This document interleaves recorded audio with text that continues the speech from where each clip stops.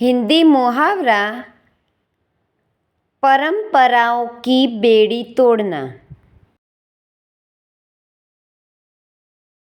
परंपराओं की बेड़ी तोड़ना अर्थ पुरानी परंपराओं को छोड़कर नई परंपरा स्थापित करना।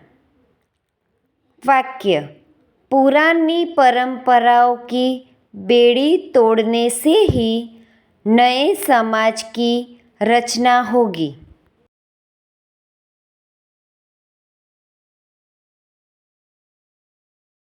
Thank you friends. Please like, share and subscribe.